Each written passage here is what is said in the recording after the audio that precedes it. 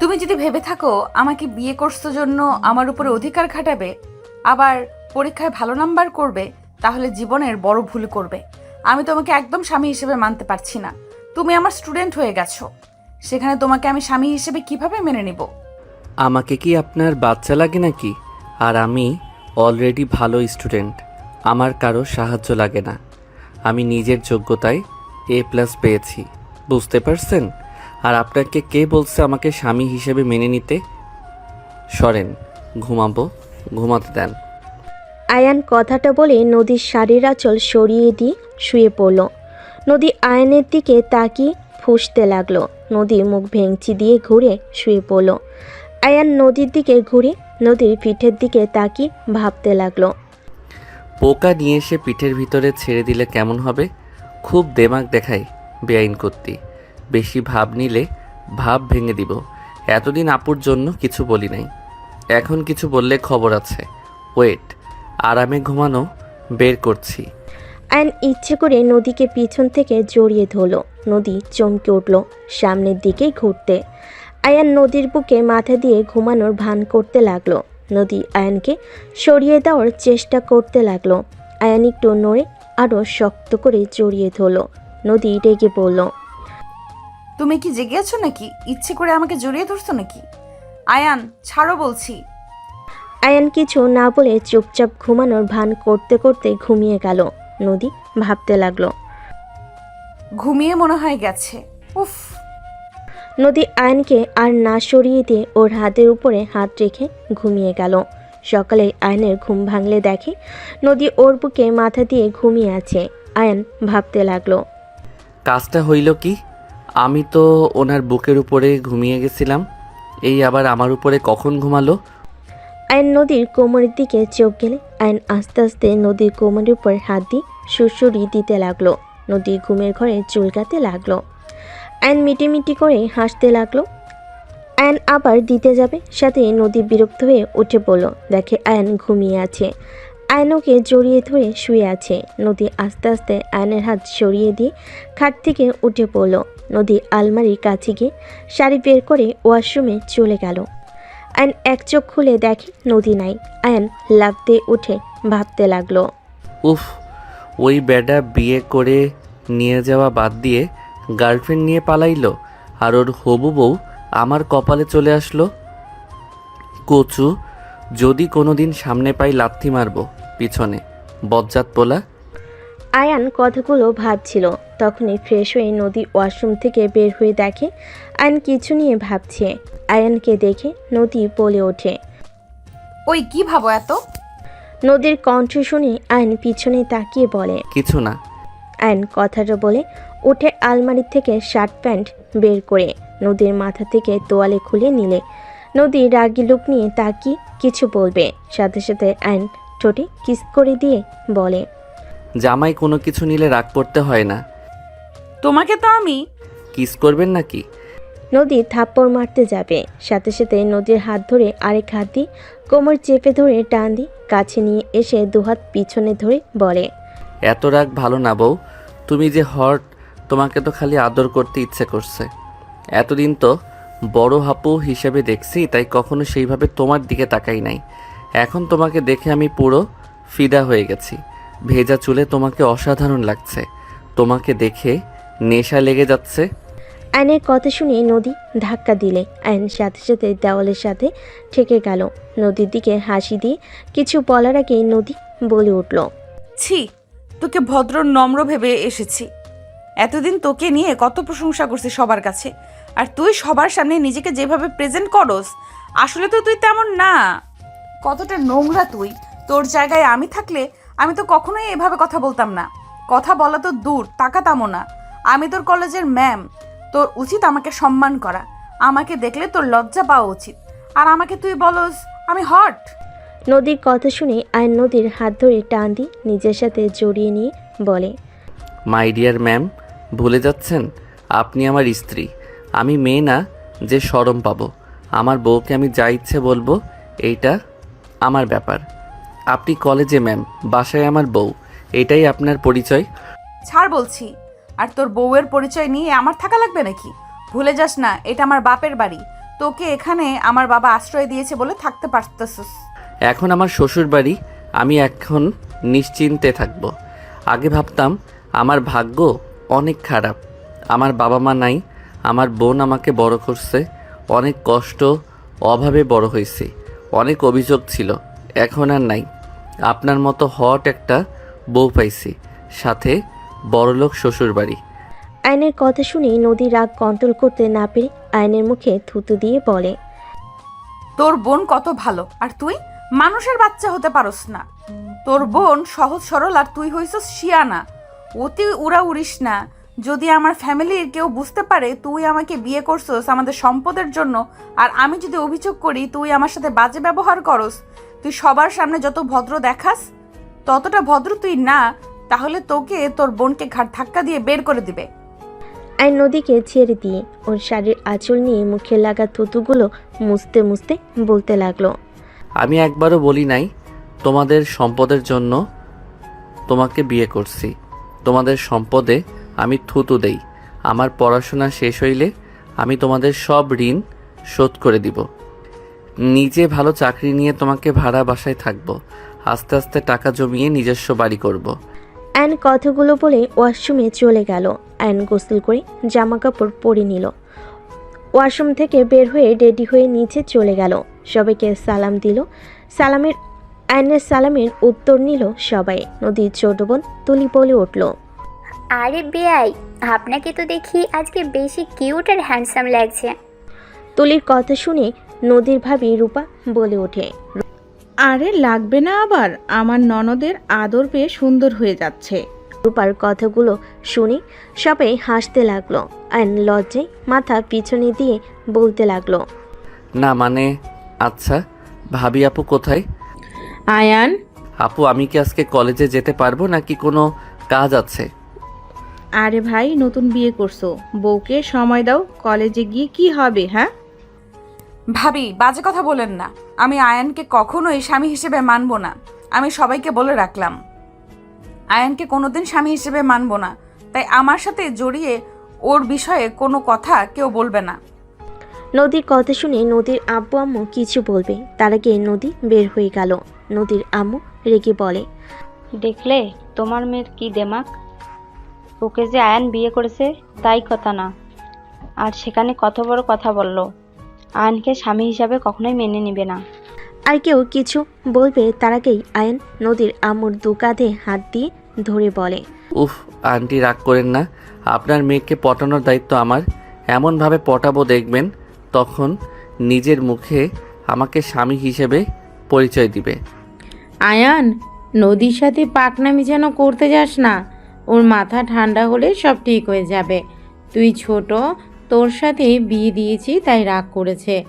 এখানে যে কেউ রাগ করবে। বৌমা, তুমি সবসময় নদীর হয়ে কথা বলবে না তো? তোমাদের দুজনের আদর পেয়ে পেয়ে এত বড় কথা বলার সাহস পেল। আম্মু ক্ষমা করবেন, আমার কথা যদি কষ্ট পান। আম্মু, নদীর জায়গায় যে কেউ থাকলে রাগ করতো। আপনারা হঠাৎ করে আয়ানের সাথে বিয়ে দিলেন, বিষয়টা নদী মেনে নিতে পারছে না, তাইও রেগে আছে। কেন, তোমার ভাই কি ভালো ছেলে না? ওই কি খারাপ ছেলে নাকি যে তোমার ননদ এত বড় কথা বলবে? আম্মু, নদীকে কিছু সময় দেন, আর যত বলুক, স্বামী স্ত্রীর সম্পর্ক পবিত্র থাকতে থাকতে এমনিতেই ভালোবাসা তৈরি হয়ে যাবে। এখন ওই ছোট, আর আয়ানও তো নদীকে বড় আপু বলে ডাকতো। আয়ানকেও নদী তো ছোট ভাইয়ের মতো দেখতো। সেখানে হুট করে স্বামী হয়ে গেলে বিষয়টা লজ্জাজনক ব্যাপার। আমি কিছু বলবো না, তোমরা যা ইচ্ছে করো। নদীর আম্মু রাগ করে চলে যেতে নিবে। আয়ন দৌড়ে নদীর আম্মুর রুমে চলে গেল। নদীর আম্মু খাটের উপর বসলে আয়ন হাঁটু গেড়ে বসে হাত ধরে বলে, আন্টি আপনি এমনভাবে থাকলে কিন্তু আমার ভালো লাগে না। আপনি এইসব নিয়ে চিন্তা করবেন না তো, আমি ওনার মনে জায়গা করে নিবই, আর যা করা লাগবে আমি সব করব। আর সত্যি বলতে আমারও প্রথমে অনেক লজ্জা লাগছিল। ছেলে মেয়ের ভালো করতে গেলে আমরা বাবা মা খারাপ হয়ে যায়। আন্টি এইটা কি বলেন? ভাইয়া আপুরা আর উনিও আপনাদের দুইজনকে অনেক ভালোবাসে। ওনার রাগ হয়েছে তাই এমনভাবে কথা বলছে। আপনি শুধু শুধু রাগ করছেন। দেখেন, আপনি আর আঙ্কেল হুট করে আমাকে বিয়ের কথা বলেন, আমি রাজি হইতে চাই নাই। আপনার মুখের দিকে তাকিয়ে আমি রাজি হয়ে যাই, দুইজনের সময় দরকার। আচ্ছা আন্টি, আমার ফোনটা বাজছে। আয়ন উঠে ফোনটা রিসিভ করে ওর ফ্রেন্ডদের সাথে কথা বলা শেষ করে নদীর আম্মুকে কিছুক্ষণ বুঝিয়ে আয়ন রুম থেকে বের হয়। আগের রুমে গিয়ে ব্যাগ নিয়ে বের হইলে আয়নের দুলাভাই আশিক বলে উঠল, আয়ান, গাড়ি ভাড়া নিয়ে যাও। ভাইয়া ভাড়া আছে, ওনার বিয়েতে তো অনেক টাকা উঠছে, ওইগুলো আছে। ও আচ্ছা, আসো, কলেজে নামিয়ে দিয়ে অফিসে যাব। আপনার আবার লেট হয়ে যাইতে পারে, আপনি যান, আমি গ্যারেজ থেকে সাইকেলটা নিয়ে চলে যাব। আচ্ছা, সাইকেল ঠিক করছো? জি, ঠিক করা হয়েছে। আয়ান ওর দুলাভাইয়ের সাথে কথা বলা শেষ করে বাসা থেকে বের হয়ে গেল। সামনে গ্যারেজ থেকে সাইকেল নিয়ে সোজা কলেজে চলে গেল। কলেজে ঢুকে সাইকেলের এক সাইডে রেখে হেঁটে যেতে লাগলো। নিচের দিকে তাকিয়ে থেকে রাকিবকে কল করতে করতে যেতে লাগলো। হঠাৎ কারোর সাথে ধাক্কা খেয়ে ফোন পড়ে যেতে নিবে, সাথে সাথে ক্যাচ ধরে ফেলল। সামনের দিকে তাকিয়ে দেখে নদী পড়ে আছে। আইন কিছু বলার আগেই কিছু স্টুডেন্ট দৌড়ে এসেছে। 3টা মেয়ে নদীকে ধরে তুলল, আর কয়েকটা ছেলে আয়নের মুখে ঘুষি মেরে বলে, তোর এত বড় সাহস, আমাদের ম্যামকে ধাক্কা মেরে ফেলে দিয়ে তাকিয়ে থাকোস। আয়নকে আরেকটা মারতে যাবে, সাথে সাথেই নদী বলে, এই ওকে ছাড়ো, ওই বুঝতে পারে নাই আমি তাড়াতাড়ি করে যেতে নিয়ে ধাক্কা লাগছে, যাও তোমরা। নদীর কথা শুনে ছেলেগুলো আয়নকে ছেড়ে দিয়ে চলে গেল। আয়ন ঠোঁটের কাছে হাত দিলে দেখে রক্ত বের হচ্ছে। আয়ন কিছু না বলে রক্ত মুছতে লাগলো। হঠাৎ করে কয়েকজন এসে নদীকে সালাম দিয়ে আয়নকে পিছন থেকে জড়িয়ে ধরে আয়নের ঠোঁটে রক্ত দেখে অবাক হয়ে বলে ওঠে, দোষ, তোর মুখে রক্ত? কিছু না, চলো ক্লাসে। আর কখন থেকে কল দিচ্ছি, ধরস না কেন? আয়নর বন্ধুদের সাথে মিলে ক্লাসে ঢুকে পড়ল। নদীও আয়নের ক্লাসে চলে গেল। নদীকে দেখে সবাই দাঁড়িয়ে সালাম দিল। নদী ক্লাসের ভিতরে এসে সবাইকে নিজের পরিচয় দিয়ে সবার থেকে পরিচয় নিতে লাগলো। আয়নের কাছে গেলে আয়ান দাঁড়িয়ে বলে, আমার নাম আয়ান। নাইস নেম, বসো।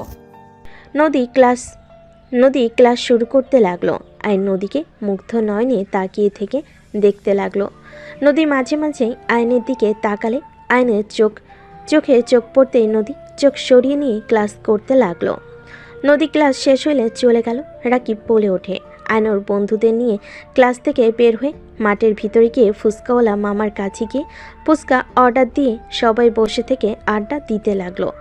সবার সাথে ফুচকা খাওয়া শেষ করে সবাই মিলে ক্লাসে চলে গেল। ম্যাম যেমন দেখতে তেমন পড়ানোর সিস্টেমটাই অসাধারণ। আচ্ছা বাহিরে চলো, তোদের ট্রিট দিব। আর বলিস কি, তুই আমাদের ট্রিট দিবি? হ্যাঁ চল, বেআইনের বিয়েতে টাকা পাইছি, ওইগুলো দিয়ে খাওয়াবো তোদের। বাহ বাহ, চল।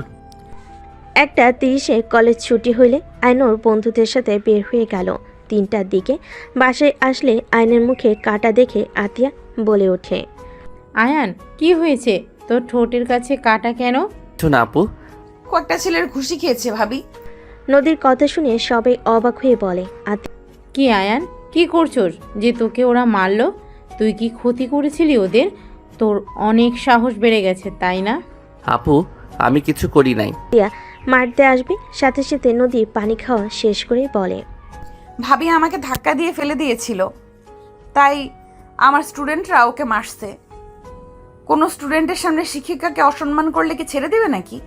কি, ওই তোমাকে ধাক্কা দিয়েছিল? আয়ান, আমি তোকে এই শিক্ষা দিয়েছি? নিজের স্ত্রী সব স্টুডেন্টের সামনে ধাক্কা দিয়ে ফেলে দিয়ে অসম্মান করস? তোর লজ্জা লাগে না? আয়ন আতিয়ার কথা শুনে আতিয়াকে কিছু বলবে, তার আগে আয়নের গালে থাপ্পড় বসিয়ে দিল। আয়ন গালে হাত দিয়ে নদীর দিকে তাকিয়ে থাকলো। নদীর সোফা থেকে উঠে না দেখার ভান করে রুমে চলে গেল। আয়নকে আরও মারতে যাবে। আয়ন দুহাত দিয়ে মার থেকে বাঁচার চেষ্টা করতে লাগলো। নদীর আম্মু বলে ওঠে, বৌমা থামো, ওকে কেন মারছো? তোমার ননদ ভালো মানুষ নাকি? আয়ান, সত্যি করে বলো তো কি হয়েছিল?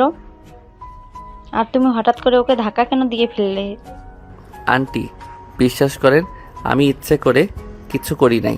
আমি রাকিবকে কল দিতে দিতে হাঁটছিলাম, হঠাৎ করে উনি সামনে আসলো, ধাক্কা লেগে উনি পড়ে যায়।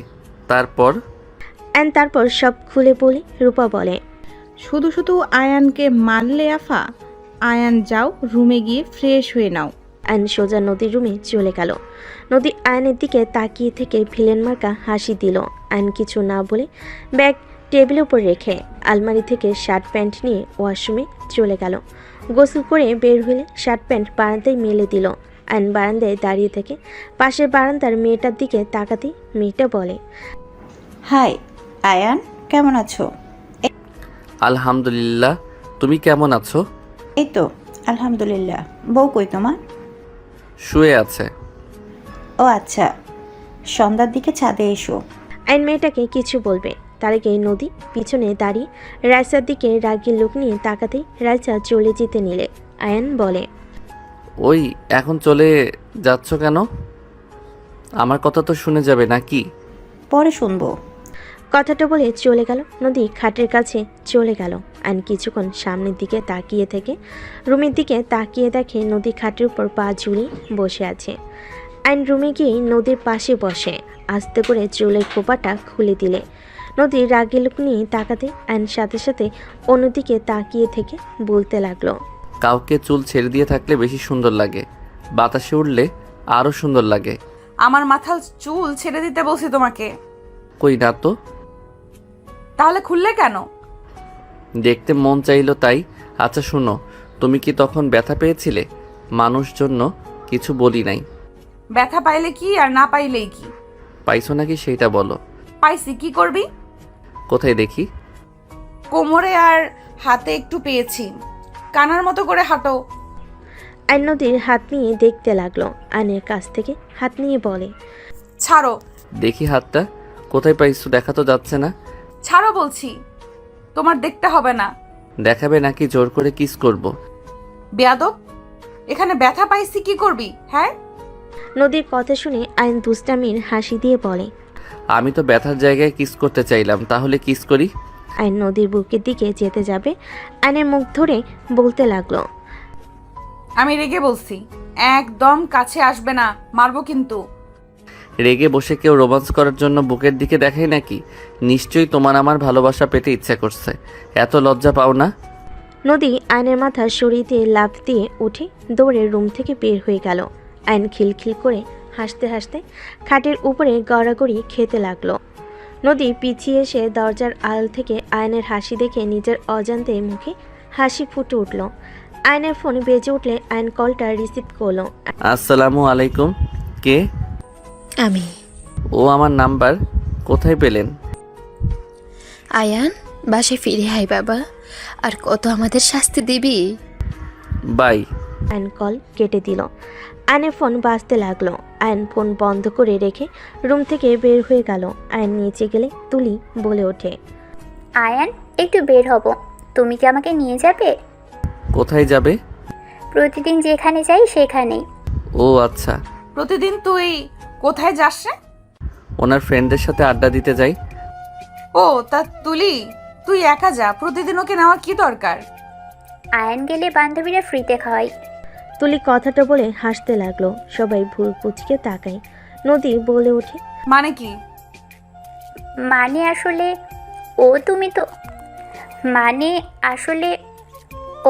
তুমি তো আয়ানকে স্বামী হিসেবে মানোই না, তাই তোমাকে বলে কিছু হবে না। আয়ানকে নিয়ে গেলে আমার ফ্রেন্ডরা আয়ানের প্রেমে হাবুডুবু খাচ্ছে। আয়ান ওদের সাথে কথা বললে ওরা ফিদা। এদিকে আমি যা ইচ্ছে অর্ডার দিই খেতে থাকি, সব বিল ওরা দেয়। ঘোরা থেকে শুরু করে সব ওরা পেমেন্ট করে। আমি আর আয়ান শুধু খাই, ঘুরি ফ্রিতে। তুলি কথাটা বলে হাসতে লাগলো। সবাই শুনে অবাক হয়ে তাকিয়ে আছে। নদী ঠাস করে তুলির গালে থাপ্পড় মেরে দিল, আর আতিয়া আয়নের গালে থাপ্পড় মেরে দিল। আয়ন তুলি দুজনের দিকে তাকিয়ে অসহায় চোখে তাকালে আতিয়া বলে ওঠে, মেয়েদের মন নিয়ে খেলা করতে খুব ভালো লাগে তোর, তাই না? সামান্য কিছু টাকার জন্য তুই ওই মেয়েগুলোর সাথে ফ্ল্যাট করস? তোর কোনো ধারণা আছে? আপু আমি কি করলাম? আয়নের গালে আরেকটা থাপ্পড় মেরে বলে, যখন ওই মেয়েগুলো জানতে পারবে তুই ওদের সাথে মজার ছলে এইসব করেছিস, কেমন লাগবে ওদের? কোনো ধারণা আছে তোর?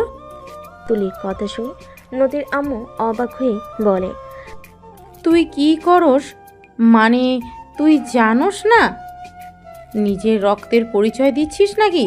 যদি রক্তের পরিচয় দেস তাহলে দরজা খোলা আছে, বের হয়ে যা। ভাবি এসব কি বলছেন? তুই চুপ কর। তুই এত খারাপ, তোকে কি আব্বু টাকা দেয় না? অন্যের টাকায় খাওয়া ঘোরার জন্য দুজন মিলে ওই মেয়েদের সাথে এমন করতে লজ্জা লাগে না?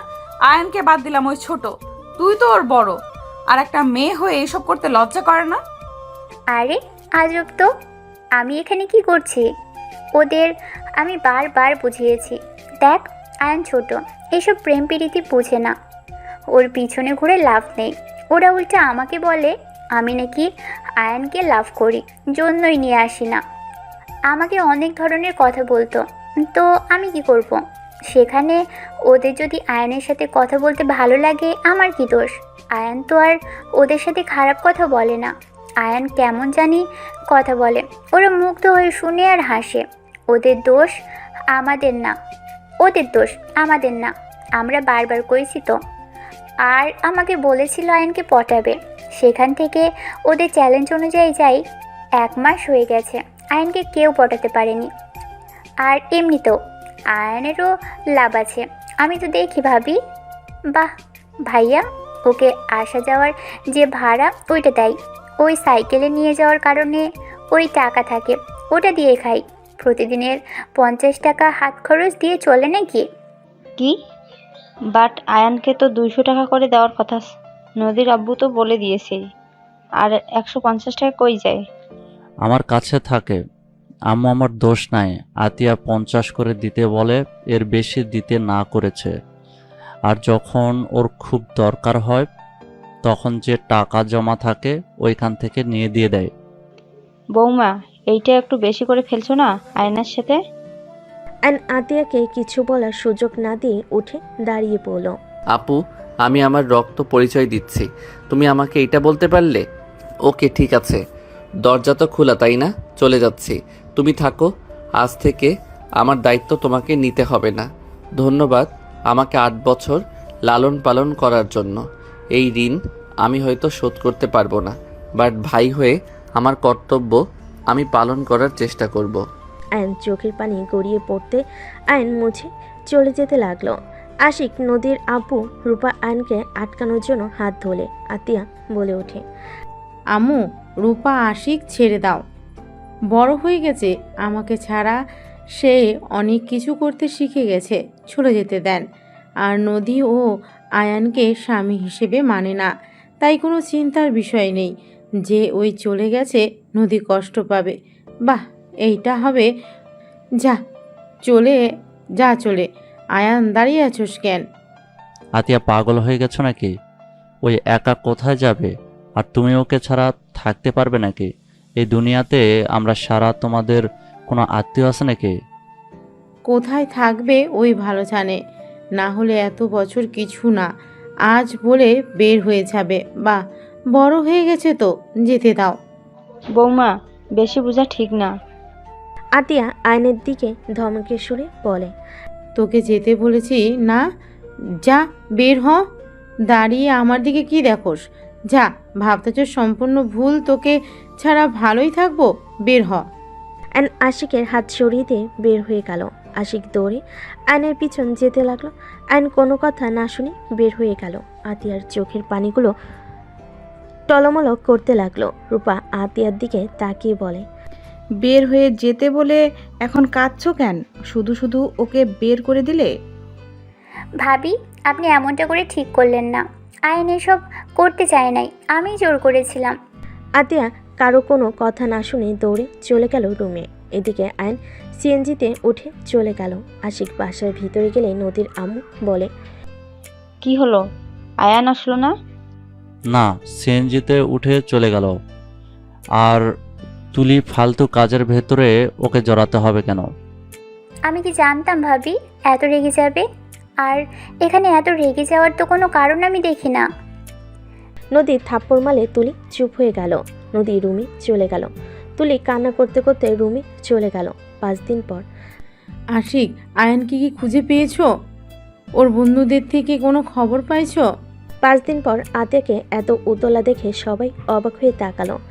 আশিক অবাক হয়ে বলল, আয়ানের খবর শুনে কি করবে? ওকে পাইলে কি আর না পাইলে কি? তুমি তো 5 দিন ওর নাম শুনতে চাইলে না। আজ আবার কি হলো যে ওর খোঁজ চাচ্ছ? আশিক, ওই আমার ভাই। আমি রাগ করেছিলাম। আমি রাগের বশে একটা কথা বলে দিয়েছি, তাই বলে ও বাসা থেকে বের হয়ে যাওয়ার কথা বলবে? আমি কি আমার ভাইকে শাসনও করতে পারবো না নাকি? শোনো, আমাদেরও ভাই বোন আছে। আমার আম্মুও কোনোদিন তোমার মতো করে শাসন করে নাই। আমার আম্মু আব্বু কি কম রাগী নাকি? তুমি আয়ানকে যে পরিমাণ শাসনে রাখতে, তারপরও কোনোদিন তোমার মুখের উপরে কিছু বলে নাই। ওকে যেভাবে বলো সেইভাবে চলে।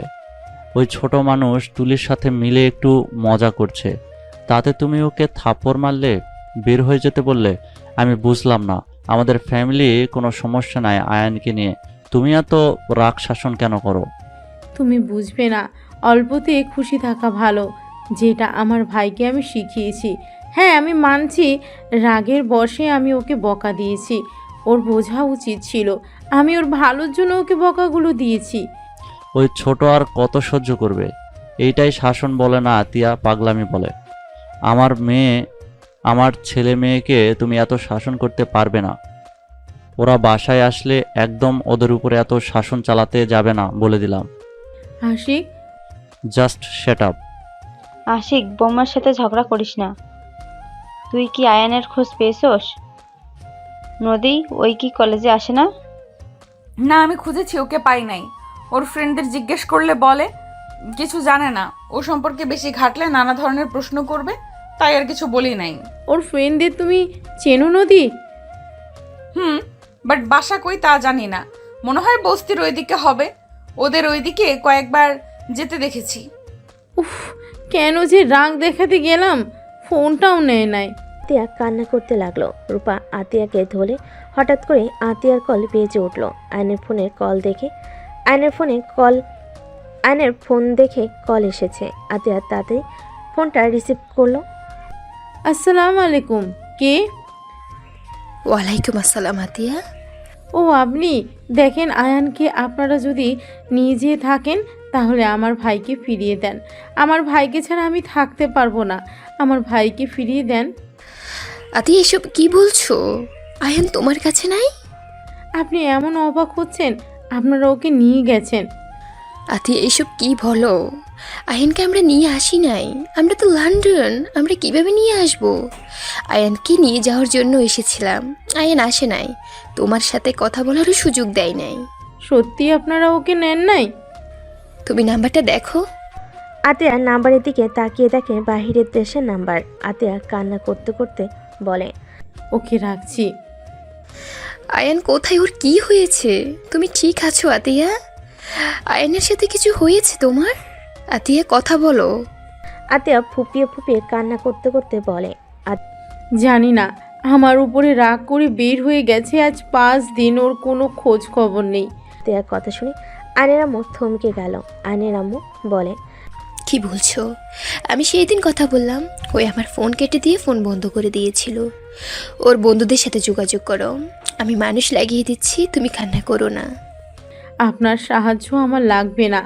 আমি আমার ভাইকে একা খুঁজে নিয়ে আসব। আর আপনি আমার ভাইকে কেন কল দেন? আপনাকে কতবার বলেছি আমার ভাই আমার সাথে যোগাযোগ রাখার চেষ্টা করবেন না। আতিয়া, কেন এমন করছো? আমাদের কি ক্ষমা করা যায় না? আজ 9 বছর হয়ে গেল তোমরা দুইজন আমাদের থেকে দূরে। আমরা তো তোমার বাবা মা, কেন এমন করছো? তোমার আব্বুর ভুলের জন্য শেষ তো শাস্তি পেয়েছে। চুপ করেন, আপনাদের কথা আমি শুনতে চাই না। আমার ভাইকে আমি ফিরিয়ে নিয়ে আসব। আমি আমার ভাইয়ের উপর আপনার হাজব্যান্ডের আর আপনার বড় ছেলের ছোঁয়াও পড়তে দিব না। Just hate you. আয়নের আম্মুকে কিছু বলতে না দিয়ে কল কেটে দিয়ে রাগে বসে ফোন আচার দিয়ে ভেঙে ফেলল। আতিয়ার এমন রাগ দেখে সবাই চমকে গেল। আতিয়া ওর ফোন বের করে একজনকে কল দিয়ে বলল, আসসালামু আলাইকুম, আমি আতিয়া। ওয়ালাইকুম আসসালাম। চাচ্চু, তুমি কোথায়? আমি যেখানে থাকার সেখানে আছি। আপনি আমাকে সাহায্য করতে পারবেন? কি হয়েছে চাচ্চু, কান্না করছো কেন? আমি আয়ানের পিক আপনাকে দিচ্ছি। 2 ঘন্টার ভিতরে ওকে খুঁজে বের করে দিবেন। কি হয়েছে আয়নের? আমার সাথে ঝামেলা হয়েছিল, রাগ করে চলে গেছে। 5 দিন ধরে ওর কোনো খোঁজ পাচ্ছি না। আমার যতটা ধারণা ও এই এলাকায় আছে, ওর কাছে বেশি টাকা নাই যে বাইরে যাবে। ঠিক আছে, কান্না করো না, আমি দেখছি। আতিয়া কথাগুলো বলে ফোন কেটে দিল। আয়নের পিক পাঠিয়ে দিল। আতিয়া নিচ থেকে সিম ভেঙে ফেলল। আশিক বলে ওঠে, কাকে বললে যে 2 ঘন্টার ভেতর আয়ানকে বের করে দেবে? এইটা কিভাবে সম্ভব? আমরা 5 দিন ধরে খুঁজে যাচ্ছি, পাচ্ছি না। আর আয়ানের ফোনের সিম ভেঙে কেন ফেললে? এই সিম ফোনের কোনো দরকার নেই, আর যাকে বলেছি তার উপরে আমার বিশ্বাস আছে। আতিয়ার ফোন বেজে উঠলে আতিয়া কল রিসিভ করতেই আয়ান বলে ওঠে, আপু, ওরা আমাকে ধরে নিয়ে এসেছে। আপু আমাকে যেতে দিচ্ছে না। তুই বল আপু, বাসায় যেতে বলেছে। আয়ন কিছু বলার আগেই চাচ্চু ফোন রিসিভ করে বলে, আতিয়া, আয়ান আজকে আমাদের কাছে থাক। তোমার আম্মুরা কাজিনরা ওকে যেতে দিবে না। আয়নকে আসতে দেন, ওই পরে গিয়ে ঘুরে আসবে। তুমি এখানে আসো। ভাই, আতিয়া কল কেটে দিল। আয়নের ফোনগুলো সিম সব টুকরো টুকরো তুলে ডাস্টবিনে ফেলে দিয়ে রান্নাঘরে চলে গেল। নদীর আম্মু আশিককে বলল, বৌমা আমাদের থেকে মনে হয় কিছু লুকাচ্ছে। ওর কথা বলার ধরন চেঞ্জ হয়ে গেছে। 2 ঘন্টার ভিতরে একটা মানুষকে কিভাবে খুঁজে বের করবে? আমিও বুঝতে পারছি না, এমন সরল নরম কণ্ঠে মানুষ কিভাবে এভাবে কথা বলতে পারে। রাগের চটে ফোন ভেঙে ফেললো। সবাই টুকটাক কথা বলতে লাগলো। 3 ঘন্টা পর কলিং বেল বাজার শব্দ হলো। কাজের লোক দরজা খুলতে চলে গেল। আইন ভিতরে ঢুকলো। সবাই অবাক হয়ে গেল। আতিয়ার সামনে কাপা কাপা কণ্ঠে বলল, আই এম সরি। লাস্টে 37 কার নাম্বার? আয়ান থমকে গেল। আয়ন ভয় ঢোক গিলে বলে, না মানে? আয়নের গালে সজোরে থাপ্পড় মেরে কলার ধরে বলে, না মানে কি? লাস্টে 37 কার? উত্তর দে আমাকে। আপু, আই এম সরি। আয়ন আতিয়াকে জোর করে জড়িয়ে ধরে কান্না করতে করতে বলে, আপু, আমাকে ক্ষমা করে দাও। বিশ্বাস করো, আমি তোমাকে ছাড়া কোথাও যাব না। উনি আমাকে কল দেয়, আমি ব্লগ দিতে গিয়েও পারি না। আমার ওনার কণ্ঠ শুনতে ভালো লাগে। ছাড় আমাকে, তাহলে চলে যা। তোকে কে থাকতে বলেছে এখানে? চলে যা। আমি তো খারাপ বোন, তোকে কোনো স্বাধীনতা দেই না। আমি সব সময় শাসনে রাখি। চলে যা তুই। আপু, আই এম সরি। প্লিজ আমাকে ক্ষমা করে দাও। আমার ভুল হয়ে গেছে। আমি আর ওনার ফোন রিসিভ করব না। উনি বারবার আমাকে কল করে। আমি কতবার বলছি আমাকে কল দিবেন না। আমি ফোন বন্ধ করে রাখি। ফোন চালু করলে ওনার 1000টা কল আসে। আমাকে আগে কেন বলস নাই? আমার থেকে আর কি কি লুকাচ্ছিস তুই? আর তুই এই 5 দিন কোথায় ছিলি? আপু, আমি একটা জব দিয়েছি। ওইখানে থাকা খাওয়া সব ফ্রি। মাসে 10,000 টাকা দিবে। তোকে জব নিতে কে বলেছে? আপু, আমি তো বড় হয়েছি, এখন আমার স্ত্রীও আছে। বউকে কিছু কিনে দিতে গেলে সেই তোমার থেকে চাইতে হবে বা দুলাভাইয়ের থেকে। আমার এইটা মোটেও ভালো লাগবে না। নিজে সবার ঘাড়ে বসে খাচ্ছি, আবার বউকে কিছু দিতে গিয়ে তাদের থেকে যদি নিতে হয়। ওই, তোকে আমি বলছি আমাকে কিছু গিফট করতে? ওই তোর বয়স কত? এত পাকনামি তোকে কে করতে বলছে? ফাজলামি করস তুই, তাই না? সবাইকে টেনশনে ফেলে ফাজলামি করস। আতিয়াকে আয়ন ছেড়ে দিয়ে নদীর দিকে তাকালে আয়ন বলে, আই এম সরি। আমাকে প্লিজ সবাই ক্ষমা করে দেন। আমি কাউকে চিন্তায় ফেলতে চাই নাই। আপু আমাকে সেই দিন এমন কিছু বলছিল, আমি বিষয়টা মেনে নিতে পারছিলাম না। এই কি এমন বলছে তোকে? তোর বোন তো তোকে মাঝে মাঝে রেগে বাড়ি থেকে বের হয়ে যেতে পারে। সেখানে এতদিন যাস নাই, সেদিন কেন গেলি? বের হওয়ার ব্যাপারে আমার খারাপ লাগে নাই। আমার খারাপ লাগছে আপু আমাকে রক্তের পরিচয় দেওয়ার কথা শুনে। আমি কি এমন করছিলাম? আমি তো জাস্ট ওই মেয়েদের সাথে কথা বলতাম মজা করে। এর থেকে তো আমি কোনো বাজে কথা ভিতরে বা তাদের দিকে বাজেভাবে তাকাইও নাই। রুমে যা, আমার রাগ আরও বাড়ছে কিন্তু তোর উপরে। যাচ্ছি। আর একটা কথা বলার আছে। কি কথা? আপু, সাথী মেয়েটা আমার পিছনে লাগছে। সাথীকে? যে আমাকে ধরে নিয়ে গেছিল, ওনার ছোট মেয়ে, আমাদের পাশে কলেজে নাকি পড়ে। ও, তুই এড়িয়ে যাবি? আর তুই বিয়ে করছিস এটা কাউকে জানানোর দরকার নেই। আপু, না জানালে ওরা বিয়ে কথা বলছে। আমার পড়াশোনা শেষ হইলে অনুষ্ঠান করবে। আর ইন্টার পরীক্ষা দেওয়ার পরে আমাদের নাকি বিয়ে পড়িয়ে রাখবে। আমি কথা বলে নিব, তুই যা রুমে। কে বিয়ে পড়াবে? আসলে তোমাদের বড় ভাই বোনের মাঝে চলছেটা কি? তোমাকে কে কিডন্যাপ করেছিল? আমু, কিডন্যাপ না, আমি যাকে বলেছিলাম সেই ওকে খুঁজে নিয়ে গেছিল। ও আরেকটা কথা আপু, রূপা মেয়েটা নাকি ভাবি হয়। আঙ্কেলের কোম্পানির শেয়ারে যে মেয়েটা আছে উনি। কি? হুম। সব ঝামেলা একসাথে আসা লাগবে? রূপা ম্যাম তোমার ভাবি হয় মানে কি বলো এসব? ওনার সাথে তোমাদের সম্পর্ক হওয়ার তো দূর, ওনাদের তো অনেক বড় বিজনেস আছে, ওনার শ্বশুর শাশুড়ি সব লন্ডন থাকে, উনি বছরের একবার আসে, ওনাদের সাথে তোমাদের সম্পর্ক থাকার কোনো ভাবে সম্ভব না। ওর কথা রাখো তো, ও তো বড় মাপের মানুষদের সাথে আমাদের কি সম্পর্ক হবে? সাথী ওর বড় বোন রূপা, রূপার আব্বুকে আমি চিনি, উনি তো ভালো মানুষ, গরিবদের সাহায্য করে, সেখান থেকে পরিচয়। ও তাই বলো? আয়ন চলে গেল। আতিয়া নিজের রুমে চলে গেল। তুলি বলে ওঠে, দেখছো, সাথী আমাদের সাথে পড়ে, আমাদের ক্লাসে টপার, সেও ওর পিছনে লেগেছে। শুধু আপু আয়নের মর্ম বুঝলো না। Just shut up. নদী ধমক দিয়ে চলে গেল। আয়ন গোসল করে পোশাক পরে খাটের পর বসতেই নদী বলে ওঠে, বড়লোক বউ পেয়ে যাচ্ছিস, তোর তো মনে হয় খুশিতে আজ ঘুম হবে না। বাজে কথা বলো না। চকলেট খাবে? তোর চকলেট তুই খা। আমার শার্ট দিয়ে নাক পরিষ্কার করছিলেন নাকি? একটা শার্টের অবস্থা খারাপ। হো, ঠান্ডা লাগছে দেখে তো মনে হয় না। কান্না করছেন নাকি? হি হি। আমার বউ আমাকে একটু হইলেও ভালোবাসে। চুপ কর, কে তোকে ভালোবাসে? হ্যাঁ, আয়নের সামনেই আঙ্গুল তুলে কথাগুলো বলতেই আয়ন সাথে সাথে নদীর হাত ধরে টান দিয়ে কোলে বসিয়ে দিয়ে পিছন থেকে জড়িয়ে ধরে ঘাট থেকে চুল সরিয়ে কিস করলে নদী কেঁপে উঠল। নদী নিজেকে ছাড়ানোর চেষ্টা করতে লাগলো। আয়ন নদীর পেটে হাত দিয়ে নিজের সাথে চেপে ধরে বলল, ভালোবাসো মুখে বললে কি সমস্যা? হ্যাঁ, আমি তোকে ভালোবাসি না, ছাড় বলছি।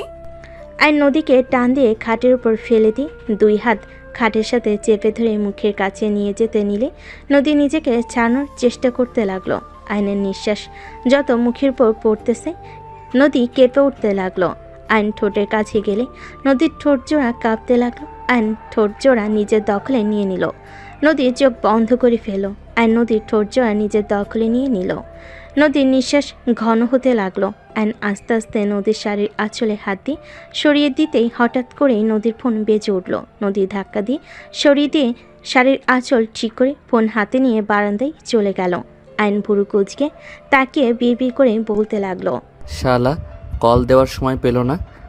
আয়ন কথাটা বলে উঠে পড়তে বসলো। আয়ন পড়াশোনায় মনোযোগ দিতে লাগলো। নদী কথা বলা শেষ করে পিছনে ঘুরে আয়নের দিকে তাকিয়ে থেকে বারান্দা থেকে বের হয়ে ল্যাপটপ নিয়ে খাটে বসলো। আয়নের ফোনের কথা মনে পড়তেই আয়ন পিছনের দিকে ঘুরে তাকিয়ে বলল, বউ, আপু কি আমার ফোনটা নিয়ে নিয়েছে? ভেঙে ফেলছে, ফোন সিম দুইটাই। নদীর কথা শুনে আয়নের মন খারাপ হয়ে গেল। আয়ন আর কিছু না বলে চুপচাপ পড়তে বসলো। নদী আয়নকে দেখে বলল, এই সত্যি করে বলো তো, তোমরা ভাই বোন আমাদের থেকে কি কিছু লুকাচ্ছ নাকি? কি লুকাবো? আমার মনে হয় কিছু লুকাচ্ছ। লুকাচ্ছি। আপনাকে লাভ করি, আপনি বোঝেন না। ফালতু। নদী আর কিছু না বলে কাজ করতে লাগলো। আয়ন পরে মনোযোগ দিতে লাগলো। রাতে সবাই খেতে গেল। আয়ন খাবার খেতে নদীর পাশে বসলো। আতিয়া সবাইকে খাবার দিতে লাগলো। আয়নকে খাবার দিলে আয়ন নিচের দিকে মাথা দিয়ে চুপচাপ খেতে লাগলো। হঠাৎ করে আতিয়ার দিকে তাকালে আতিয়া বলে ওঠে, কিছু বলবি নাকি? না। তাহলে বারবার তাকাচ্ছিস কেন? আয়ন কিছু না বলে খেতে লাগলো। আয়ন আতিয়ার দিকে তাকিয়ে বলে, আপু আমার খেতে ইচ্ছে করছে না। কেন, কি হয়েছে? কিছু না, আমি খাবো না, গলা দিয়ে ভাত নামছে না। আয়নের কণ্ঠটা কান্নামাখা হইলে আতিয়া বলে ওঠে, আর 1 মাস আছে কুরবানি ঈদের, তখন আমি তোকে ছেড়ে দিব। এই 1 মাস এখানে থাক। আর নদী তোকে যেহেতু পছন্দ করে না, নদী তুমি আয়ানকে ডিভোর্স দিয়ে দিও, ও এখান থেকে একেবারে জন্য চলে যাবে। আতিয়ার কথা শুনে নদীর বুকটা কেঁপে উঠল। আয়নের দিকে তাকালো। নদীর আম্মু বলে, এইসব কি বলো? ডিভোর্স দিব মানে? আর আয়ান এবার কোথায় যাবে? আম্মু দেখেন, নদী আয়ানকে অপছন্দ করে, সেখানে জোর করে কোনো সম্পর্ক রাখা উচিত না। আমার মনে হয় ডিভোর্স দেওয়া ভালো। আমাদের জন্য দুইজন একে অপরকে অপছন্দ করে জোর করে একই ছাদে থাকছে আমাদের জন্য। আমরা এইটা হতে দিতে পারি না। মেয়েদের স্বাধীনতা বলে একটা কথা আছে। একটা জিনিস বুঝলাম না, তুমি সব সময় মেয়েদের হয়ে এত কথা কেন বলো? মেয়ে হয়ে কি আমাদের কোনো স্বাধীনতা থাকবে না নাকি? বিয়ে সারা জীবনের ব্যাপার। সেখানে নদী আয়নকে সহ্য করতে পারছে না, সেখানে বাধ্য হয়ে আয়নের সাথে থাকার কোনো মানে হয় না। দুজনের জীবন নষ্ট। আমারও তাই মনে হয়, ওদের বাধ্য হয়ে সম্পর্কে রাখা উচিত না। দুজন চুপ করবে। খাবার খেতে দিবে নাকি উঠে চলে যাব? আতিয়া বসলো, সবে খাবার খেতে লাগলো। আয়ন অল্প খেয়ে উঠে চলে গেল। আয়ন রুমে গিয়ে বসে থেকে ভাবতে লাগলো। উনি কি আসলে আমাকে ভালোবাসে না নাকি? একটা কথাও বলল না আপু, যে ডিভোর্সের কথা বলল কিছু বলল না, চুপচাপ কথাগুলো শুনলো। ওকে ডিভোর্স দিলে আমিও দিব। আমিও চাই না জোর করে ওনার সাথে থাকতে। ভালো লাগছে না, চারিদিকে শুধু অশান্তি। আয়ন কথাগুলো ভাবতে লাগলো। আয়ন খাটের এক কোণে শুয়ে থেকে কথাগুলো ভাবতে লাগলো। নদী রুমের ভিতরে এসে আয়নকে ভাবতে দেখে কিছু বলল না। খাটে শুয়ে লাইট অফ করে দিল। ডিম লাইট জ্বালিয়ে উপরের দিকে তাকিয়ে থাকতে লাগলো। আয়ন নদীর হাতের উপরে মাথা দিয়ে পেট উপরে হাত রেখে জড়িয়ে ধরে বলল, তুমি কি সত্যি আমাকে ডিভোর্স দিবে? আচ্ছা, আমাকে কি সত্যি ভালোবাসা যায় না? আমি অন্য কাউকে ভালোবাসি। নদীর কথা শুনে আয়নের বুকের ভিতর কেঁপে উঠল। আয়ন এক সেকেন্ডের ভিতরে নদীর উপর থেকে হাত সরিয়ে নিল। আয়ন খাট থেকে নেমে বালিশ নিয়ে সোজা সোফায় চলে গেল। নদীর চোখের পানিগুলো গড়িয়ে পড়ল। নদী মনে মনে ভাবতে লাগলো, এই তোমার ভালোবাসা আয়ান? অন্য কাউকে ভালোবাসি শুনে আমার পাশের জায়গাটা ছেড়ে দিলে? নিজের স্ত্রীকে নিজের করে রাখার বয়স তোমার হয় নাই। কিভাবে নিজের জায়গায় ধরে রাখতে হয় সেটা তুমি জানো না আয়ান। নদী কথাগুলো ভাবতে ভাবতে চোখের পানি ফেলতে ফেলতে ঘুমিয়ে গেল। আয়ন এপাশ ওপাশ হতে লাগলো। আয়ন ভাবতে লাগলো, আমাকে ভালো না বাসলে আমি ছিলাম না দেখে আমার শার্ট জড়িয়ে কেন কান্না করছে? আর সত্যি কান্না করছে নাকি আমার ভুল ধারণা? আমি কাছে গেলাম, আমাকে শুধু মুখে বলল সরে যেতে। কই প্রথমের মতো তো জোর করে সরিয়ে দেওয়ার চেষ্টা তো করলো না। উফ, মেয়ে মানুষকে বোঝা বড্ড কঠিন। আমার বোন একটা আছে, এত পেঁচালো কেন এই মেয়ে মানুষ, ধ্যাত ভালো লাগে না। আয়ন কথাগুলো বলে ঘুমিয়ে গেল। সকালে ঘুম ভাঙলে নদী আয়নের দিকে কিছুক্ষণ তাকিয়ে থেকে ওয়াশরুমে চলে গেল। আয়নের ঘুম ভাঙলে খাটের দিকে তাকিয়ে দেখে নদী নাই। আয়ন উঠে ওয়াশরুমের দিকে তাকিয়ে বুঝল ওয়াশরুমে গেছে। আয়ন উঠে বারান্দায় চলে গেল। বারান্দার গ্রিল ধরে দাঁড়িয়ে থাকতে লাগলো। হঠাৎ করে সামনে থেকে রাইসা বলে উঠল, গুড মর্নিং আয়ান, কেমন আছো? গুড মর্নিং, আলহামদুলিল্লাহ ভালো। তুমি কেমন আছো? আলহামদুলিল্লাহ। কাকির থেকে শুনলাম তুমি নাকি রাগ করে বের হয়ে গেছিলে। ওই আর কি। আর এমন করবে না, তুমি তো জানো ভাবি তোমাকে কত ভালোবাসে। যাই হোক, তোমার বাসার সবাই কেমন আছে? আলহামদুলিল্লাহ। তা বাসায় আসো, ঘুরে যাও। আম্মু আব্বু তোমার কথা জিজ্ঞেস করে। ছেলেটা কোথায়, রাগ করে গেল? যাবো এক সময়, কলেজে যেতে হবে। ওকে যাও। রাইসা চলে গেলে আয়ন পিছনে ঘুরে তাকালে দেখে নদী তাকিয়ে আছে। আয়ন কিছু না বলে নিচের দিকে তাকিয়ে আলমারির কাছে গিয়ে শার্ট প্যান্ট নিয়ে ওয়াশরুমে চলে গেল। ফ্রেশ হয়ে পোশাক চেঞ্জ করে আয়ন বের হইল। ব্যাগ কাঁধে নিয়ে নিচে চলে গেল। আয়ন একজনকে দেখে অবাক হয়ে গেল। আয়ন বলে উঠল, খালা। আয়নের কণ্ঠ শুনে পিছনের দিকে মহিলাটা তাকাতেই আয়নকে বলল, কে বাবা তুমি, আমাকে চেনো? MKH। আয়নের কথা শুনে রহিমা খালা অবাক হয়ে গেল। রহিমা খালা কাঁপা কাঁপা কণ্ঠে বলে উঠল, আয়ান। আয়ন দৌড়ে গিয়ে রহিমা খালাকে জড়িয়ে ধরল। সবাই অবাক হয়ে তাকিয়ে থাকতে লাগলো। আতিয়া রান্নাঘর থেকে বের হলে চমকে গেল।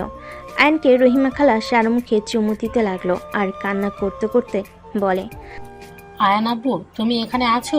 বড় মামুনি কোথায়? আপু। আয়নের কথা শুনে রহিমা খালা পিছনে ঘুরে তাকাতেই আতিয়াকে দেখে বলে, মামুনি কেমন আছেন? ভালো, আপনি কেমন আছেন? আজ আমি অনেক খুশি তোমাদের দেখা পেয়ে। আয়ান বাবা কত বড় হয়ে গেছে, আমি তো চিনতেই পারি নাই। আমার বুক পর্যন্ত ছিল, আর এখন কত বড় হয়ে গেছে আমি চিনতেই পারি নাই। হি হি হি, MKH, তুমি কিন্তু আমার ছোট হয়ে গেছো। আমাকে সম্মান করবে। আমি তোমার আব্বু হয়ে গেছি। আয়নের কথা শুনে রহিমা খালা ফিক করে হেসে বলে, একদম, আপনি আমার আব্বু হয়ে গেছেন। মামুনি, আপনি দয়া করে বাবুকে নিয়ে চলেন, আমি ওনাদের খবর দেই। খালা, দয়া করে এখানে কোনো ধরনের কথা তুলেন না।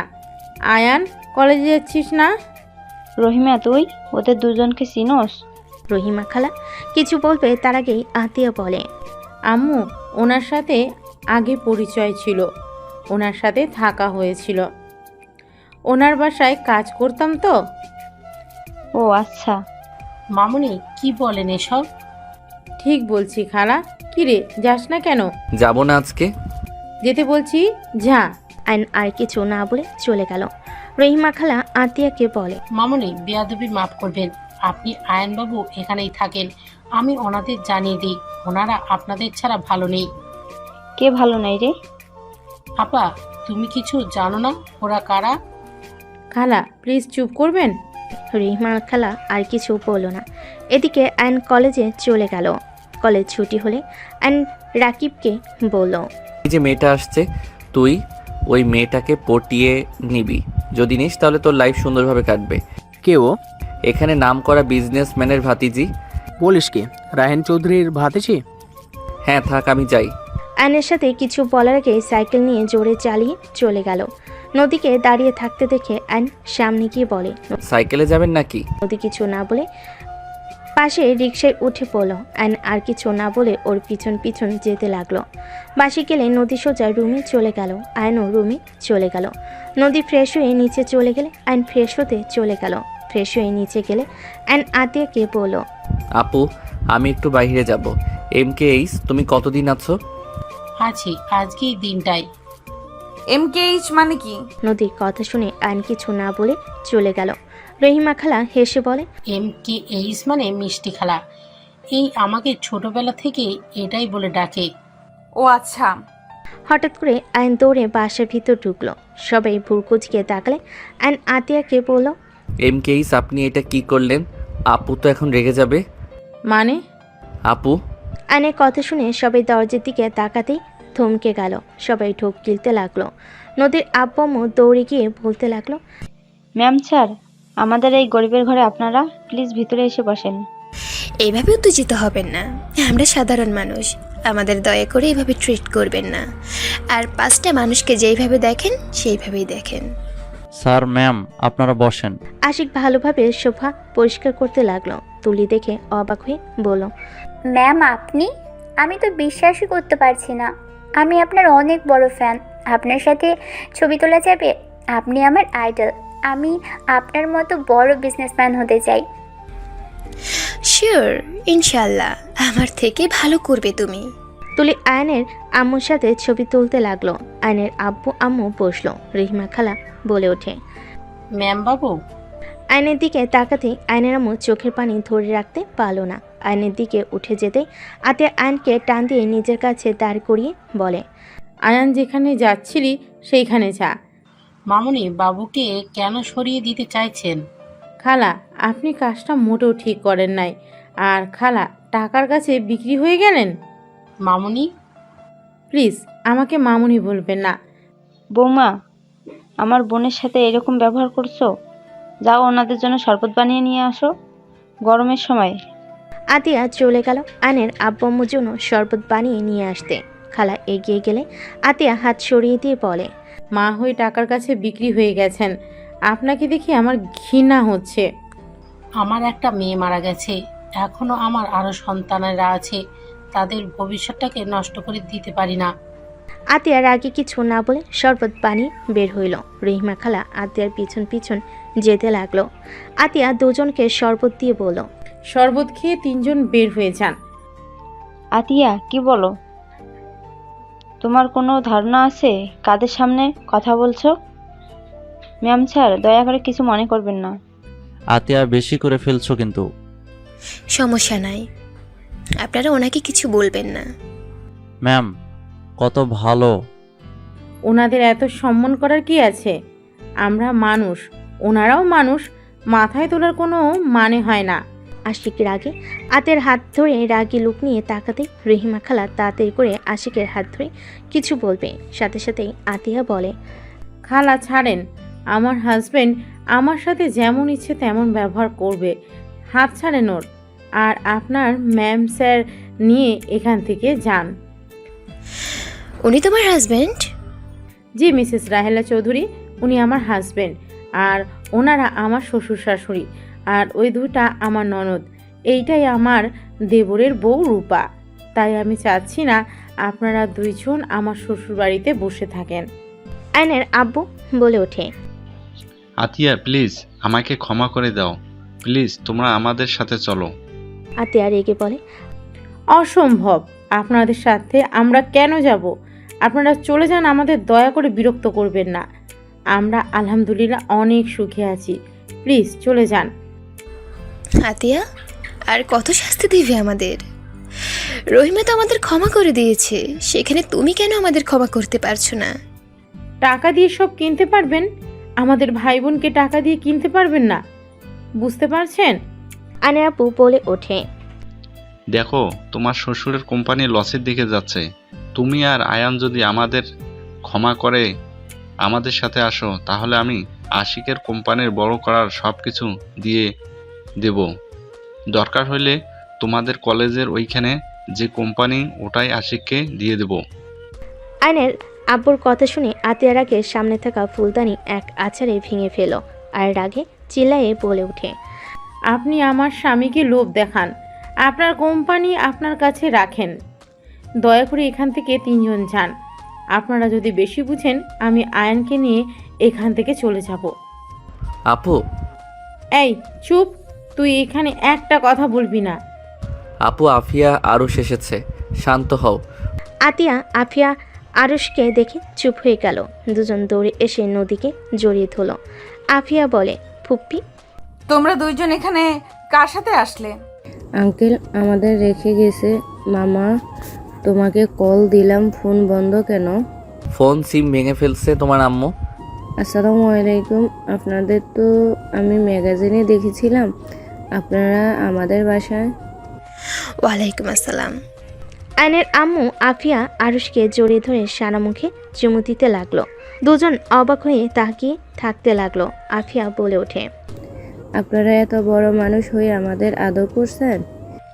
আমি তোমার নানি হই, আর ওইটা তোমার নানু ভাই হয়। সবাই অবাক হয়ে গেল। আফিয়া আরুষ অবাক হয়ে তাকিয়ে আছে। আফিয়া বলে ওঠে, কি বলেন? আমাদের তো নানা নানি নাই, আম্মু আর মামা আছে। আমার কথা বিশ্বাস না হলে তোমার মামা আর আম্মুকে জিজ্ঞেস করো। আফিয়া আতিয়ার আয়নের দিকে তাকিয়ে বলল, আম্মু, ওনারা কি আমার নানা নানি? হ্যাঁ। আতিয়া কথা শুনে সবাই অবাক হয়ে গেল। নদীর আম্মু বলে ওঠে, কি ওনারা তোমার বাবা মা মানে? তুমি তো বলছো তোমরা এতিম। আমাদের থেকে নিজের পরিচয় কেন লুকিয়েছ? এত বড় বাড়ির ছেলে মেয়ে হয়ে ওই বস্তিতে কি করছিলে? এইসব মানে কি? আমাদের এভাবে ধোকা কেন দিয়েছ? আশিক, তুমি আমাকে ভুল বুঝছো। আমি তোমাদের ধোকা দিতে চাই নাই। আমি ওনাদের পরিচয়ে বাঁচতে চাই না। আমরা ভাই বোন ওনাদের পরিচয় নিয়ে থাকতে চাই না। দয়া করে তোমরা আমাকে ভুল বুঝো না। আমি ওনাদের ঘৃণা করি। আমি চাই নাই আমার ছোট ভাই আমার বাবা বড় ভাইদের মতো হোক, আর টাকা কারণে অভদ্র তৈরি হোক। মানুষকে মানুষ মনে করবে না, টাকার গরমে সব কিনে নেওয়ার চেষ্টা করবে, অন্যায় করে টাকা দিয়ে মুখ বন্ধ রাখবে। এমন যেন না হয়। সেই জন্য আমি আমার ভাইকে নিয়ে দেশে এসেছি। আমার ভাইকে আমি আমার মনের মতো করে বড় করতে পেরেছি, এটাই আমার সফলতা। ওইখানে যদি রাখতাম, আমার ভাই একটা অমানুষ হতো, আর ওই বাড়িতে আমার দম বন্ধ হয়ে আসতো। অনেক কিছু চাইলে বলা যায় না আশিক, শুধু এইটা মাথায় রেখো, এমন কিছু আছে যার জন্য আমার বাবা মা ভাইকে আমি ঘৃণা করি। কেন ঘৃণ্য করো? রাজপ্রাসাদ রেখে বস্তিতে থাকতে কি এমন করেছো যে তোমরা ওইখান থেকে চলে এসেছো? আর আয়ানকে এত শাসনে কেন রাখতে? আয়ানকে সবসময় অভাবের ভেতরে রাখার কেন চেষ্টা করতে? কিন্তু তুমি তো আমাকে বলতে পারতে, আমার ফ্যামিলিকে না বললে। বাট তুমি তো আমার সাথে কোনো কিছু শেয়ার করো না। এই তোমার ভালোবাসা 7 বছর ধরে আমার সাথে আসো, কিন্তু একবারও বললাম না আমাকে। বের হয়ে যাও এখান থেকে। তুমি আমাদের সবাইকে ধোঁকা দিয়েছো। ধোঁকাবাজ মেয়েকে আমি আমার বউ হিসেবে দেখতে চাই না। এখনই বের হয়ে যাও। আশিক, চুপ, একদম আমার নাম ধরে ডাকবে না। ভাইয়া, তুমি কথা বলো না। তুমি নিজেও কাউকে কিছু জানাও নাই। তুমি ছোট হয়ে সব কিছু লুকিয়ে গেছো। আপনারা আপুর সংসার ভাঙতে ভালো লাগছে নাকি? আপনারা কেন আমাদের ভিতরে আসেন? আশিক বাবা, আমার মেয়েকে ভুল বোঝো না। চুপ করেন। আমাদের স্বামী স্ত্রীর মাঝে আপনি কথা বলবেন না। আমার সন্তানদের রেখে তোমাকে যেতে হবে। আশিক, চুপ করো। বৌমা কোথাও যাবে না। সবার সমস্যা থাকতে পারে, কোনো তো কারণ আছে। না হলে কেউ এত বড় জীবন যাপন রেখে সবার থেকে লুকিয়ে থাকে? আমি তো ওর স্বামী, কাউকে কিছু না বললে আমাকে তো বলতে পারতো নাকি? ওই আমাকে কিছু বলে নাই। আমি ওকে গরিব ভালো ভদ্র মেয়ে টিউটর হিসেবে বিয়ে করেছিলাম, আর ওই কিনা আমাদের মিথ্যা পরিচয় দিয়েছিল। মিথ্যা কথা বলে গেছে এতদিন। আতিয়া আশিকের পা জড়িয়ে ধরলে। আয়নের আপু কিছু বলতে যাবে, সাথে সাথে আয়নের আম্মু হাত ধরে থামিয়ে দিল। আতিয়া আশিকের পা জড়িয়ে ধরে কান্না করতে করতে বলে, আশিক প্লিজ, আমাকে ক্ষমা করে দাও। আমি মানছি আমার তোমাকে বলা উচিত ছিল, কিন্তু আমি তোমাকে বললে তুমি আমাকে বারবার জেরা করতে, কেন বের হয়ে এসেছি নানা ধরনের প্রশ্ন করতে, যেটা আমি তোমাকে বলতে চাই না। দেখো, সবার পার্সোনাল ব্যাপার থাকে যা সবাইকে বলা চায় না। প্লিজ আশিক, আমাকে ক্ষমা করে দাও। আর আমি সত্যিটা বললে তোমরা সবাই আমাকে ঘৃণা করবে। কি এমন কথা যে সবাই তোমাকে ঘৃণা করবে? আশিক, মামুনি অনেক ভালো। মামুনিকে তুই ভুল বুঝিস না। সব কিছু বলা যায় না। কাউকে বলা না গেলে আমাকে তো বলা যায়, তাই না? আতিয়া, পা ছাড়ো, বিরক্ত লাগছে। আর শোনো, তোমার বাবা মায়ের সাথে দুজন চলে যাও। আমি যাব না। আমি ওনাদের সাথে যেতে চাই না। আমি যদি চাই আমাদের আর কখনো বাংলাদেশে আসতে দেবে না। ওনাদের মান সম্মানে লাগবে এই বাড়ির বউ বলে। ভাইয়া প্লিজ আমাদের ক্ষমা করে দেন। আয়ন আশিকের সামনে গিয়ে ক্ষমা চাইলে আশিক কিছু না বলে আতিয়াকে সরিয়ে দিয়ে রুমে চলে গেল। আতিয়া আশিকের পিছন পিছন যেতে লাগলো। আয়ন রেগে বলতে লাগলো, এখানে আসতে কে বলেছিল আপনাদের? আপনারা কি ভাবছেন আপনারা এখানে আসবেন আর আপু আমি আপনাদের সাথে চলে যাব? আয়ান, বিশ্বাস কর বাবা, আমরা বুঝতে পারিনি এমন কিছু হবে। আমরা তো তোর হারিয়ে যাওয়ার খবর শুনে গতকাল দেশে এসেছি। 1টার দিকেই রহিমা আমাদের কল দিয়ে বলল, তাই আমরা এখানে এসেছি তোদের বুঝিয়ে নিয়ে যাওয়ার জন্য। আমরা বুঝতে পারিনি এমন কিছু হবে। ভালো করছেন ভাইয়া, যদি বের করে দেয় আপনাদের খবর আছে। আপনারা এখান থেকে দয়া করে চলে যান। আয়ন হাত জোর করে বলে আয়নের আম্মু কান্না করতে করতে চলে গেল। আয়নের আব্বু বলে ওঠে, ভুল আমাদের ছিল। তোমার আম্মুকে কেন তোমরা কষ্ট দিচ্ছ? আয়ন কিছু না শুনে অন্যদিকে ঘুরে দাঁড়ালে আয়নের আব্বু চলে গেল। রহিমা খালাও চলে গেল। নদীর আম্মু বলে ওঠে, আমি জানি না তোমাদের মাঝে কি হয়েছে, কিন্তু তোমরা কাজটা ঠিক করলে না। উনি তোমাদের জন্ম দিয়েছে, তোমাদের 9 বছর ধরে কাছে পায় না, না তোমাদের দেখতে পারছে না ছুঁয়ে দেখতে পারছে। আমি একজন মা, আমার মেজ সন্তানটাই দূরে থাকে, প্রতিনিয়ত ওর জন্য বুকটা পুড়ে। আমি তাও আমার সন্তানের সাথে ফোনে কথা বলতে পারি, আর উনি তাও পারে না। উনি তোমাদের ছাড়া ভালো নাই। আমার মনে হয় তোমার বাবা মায়ের কাছে একবার যাওয়া উচিত। আপু আমার ভালোর জন্য আমাকে নিয়ে এত দূর চলে এসেছে। আপু অনুমতি না দিলে আমি কিছু করতে পারবো না। আমার মনে হয় ভাবিকে তোমার বোঝানো উচিত। সবাই মিলে কথা বলতে লাগলো। আর এদিকে আতিয়া আশিককে বলতে লাগলো, শুনতে চাও কেন তাদের থেকে দূরে? ওকে, তাহলে শোনো। রহিমা খালা আমাদের বাসার বিশ্বস্ত কাজের লোক। উনি আমাকে আয়ান ভাইয়াকে বড় করেছে। লন্ডনে গেলে ওনার ছোট মেয়েকে নিয়ে যায়, আর ছোট মেয়ে আমার সাথে সব সময় থাকতো। আমি ওকে অনেক ভালোবাসতাম, ছোট বোনের মতো।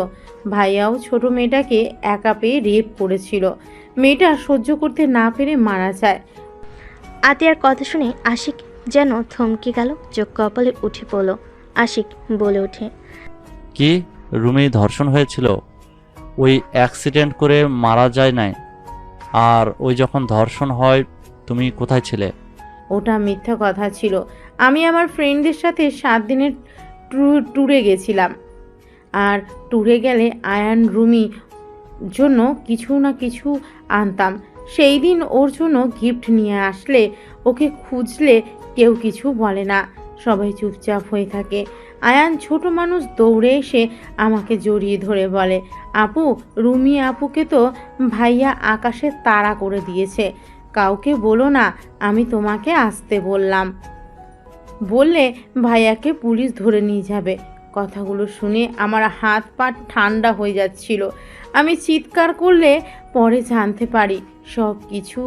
আর আব্বু আম্মু সব জানার পর চুপ করেছিল। আব্বু সব কাজের লোককে টাকা দিয়ে মুখ বন্ধ করে রেখেছিল।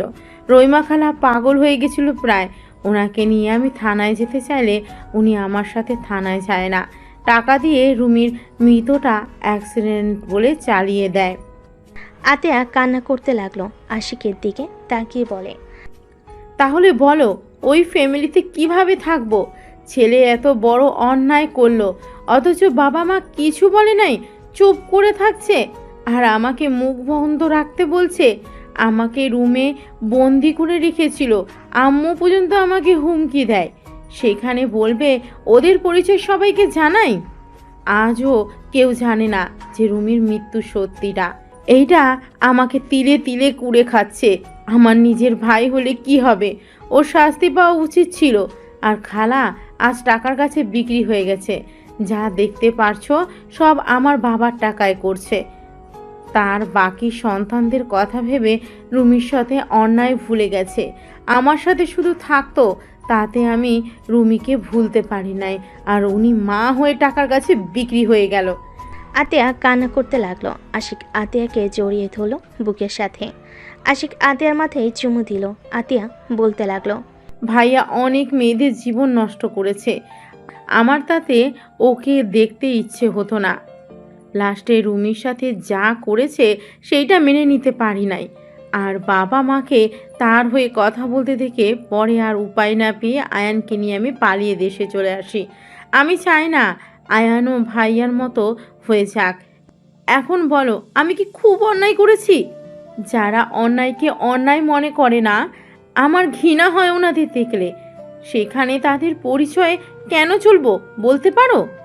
আই অ্যাম সরি, আমি তোমাকে ভুল বুঝেছি। তোমাকে নিয়ে আমার গর্ব হচ্ছে। আমি ভুল মানুষকে আমার জীবনসঙ্গী হিসেবে বেছে নেই নাই। ওকে আর কাউকে এইসব বলার দরকার নাই। তুমি তোমার মতো থাকো। আতিয়া আশিককে জড়িয়ে ধরে কান্না করতে লাগলো। আশিক আতিয়াকে সান্ত্বনা দিতে লাগলো। আইন রুমে গিয়ে বসে থাকতে লাগলো। নদী আইনের পাশে এসে বসলো।